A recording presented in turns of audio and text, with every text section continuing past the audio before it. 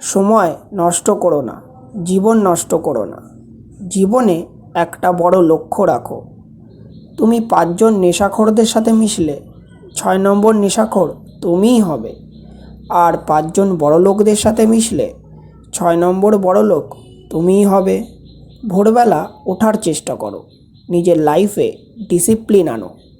পরিস্থিতি যেমনই হোক না কেন কখনো হার মানবে না।